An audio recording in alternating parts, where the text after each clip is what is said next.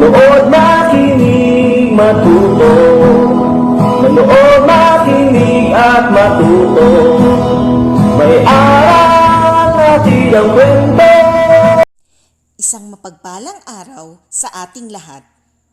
Isang bagong paglalakbay na naman mula sa kaban ng mga kwento ng bayan ko ang ating matutunghayan ngayon.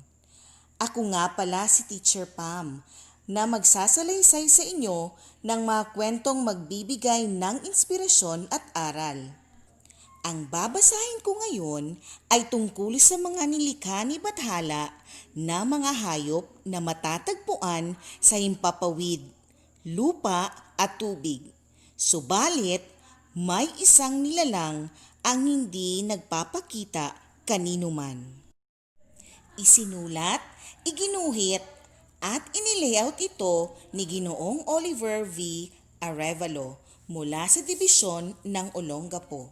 Binigyang kulay naman ito sa anyong multimedia presentation ng inyong lingkod na si Teacher Pamela Rhea May Odayundon mula sa Dadyangas Heights Elementary School, Dibisyon ng General Santos.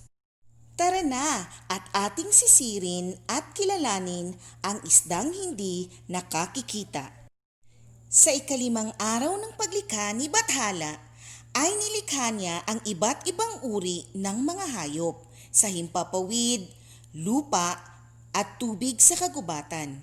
Subalit, sa ilalim ng tubig ay may isang nilalang na mailap at hindi nakikihalubilo sa magkakaibigang sina ibon, uod at daga.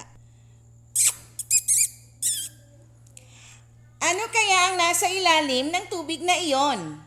Wika ng masungit na si daga. Shh! Susubukan kong lumusot sa ilalim ng lupa upang matanaw ko ang nilalang na iyon. Wika naman ni uod. Lumusot si uod sa ilalim ng lupa at huminga ng malalim bago makarating ang kaniyang ulo sa tubig.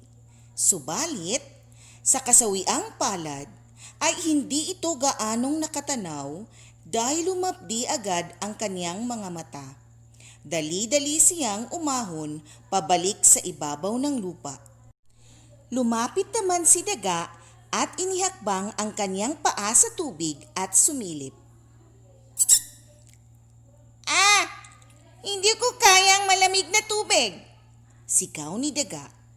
At dali-dali siyang umahon at bumalik sa kanyang kinatatayuang lupa.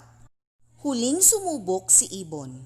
Ibinuka niya ang kanyang pakpak at paikot-ikot siyang lumipad sa himpapawid upang mas matanaw ang nilalang. Subalit, tulad ni daga at uod, ay sawirin siyang masilayan ang nilalang sa ilalim ng tubig. Biglang may narinig na tinig ang magkakaibigan. Umalis na kayo!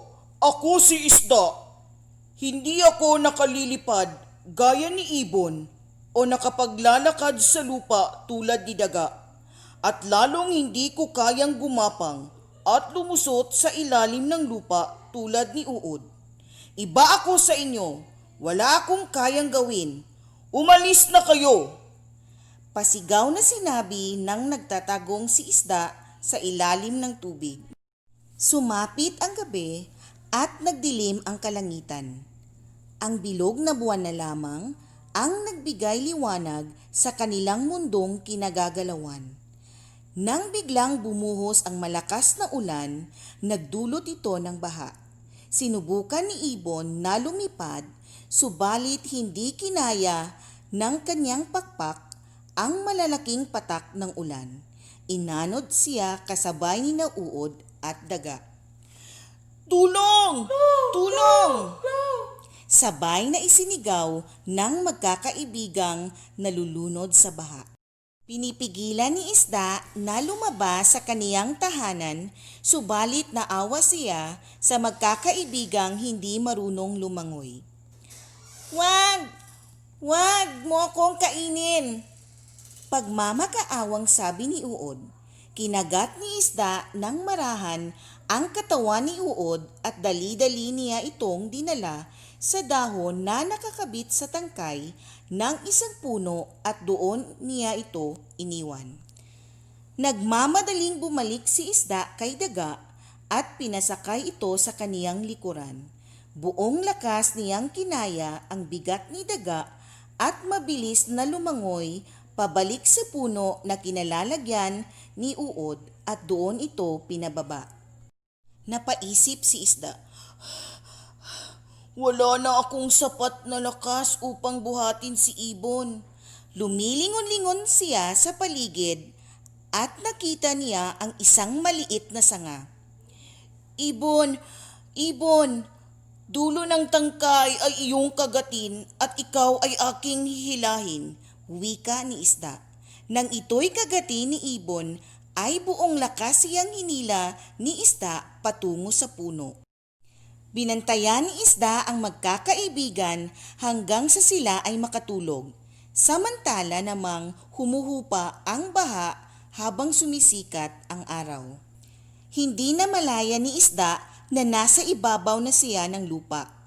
Pagdilat niya ay nakita niya ang kaniyang sarili sa tubig. Napagtanto niya, Hindi ko kakayanin ang mabuhay sa lupa. bulong pa niya sa sarili. Ngayon ay nakikita kong may mga bagay pala akong kayang gawin na hindi kayang gawin ng iba. Dagdag pa niya at dali-daling tumalon si isda pabalik sa tubig. Hindi pa nakalalayo ay tinawag siya ni Uod, daga at ibon. Isda! Isda! Maraming salamat sa iyong pagtulong. Kung hindi dahil sa iyo ay hindi kami makaliligtas sa baha. Nakangiting sabi ni daga. At masayang tumugon si isda. Walang anuman. Maraming salamat din sa inyo. Dahil sa inyo ay nakita ko ang aking sariling kakayahan. Tweet! Lahat tayo ay nilikha ni Batahala ng pantay-pantay. Wika ni ibon. Dagdag pa ni Uod. Hindi natin malalaman ang mga bagay na kaya nating gawin kung tayo ay magtatago lamang.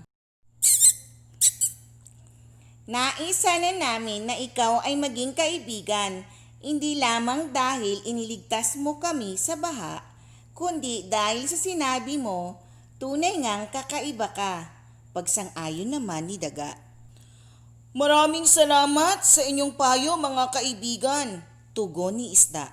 Masayang nagtampisaw si isda sa tubig dahil sa tuwang kaniyang naramdaman. Aming salamat, Bathala, sa pagkakaroon ng mga bagong kaibigan at pagkakataong maibahagi ang aking sarili at kakayahan sa aking kapwa. Wika ni isda habang masayang lumalangoy sa tubig. At dito nagtatapos ang kwento natin na pinamagatang Ang Isdang Hindi Nakakikita. Naway may natutunan kayong aral. Hanggang sa muli, paalam!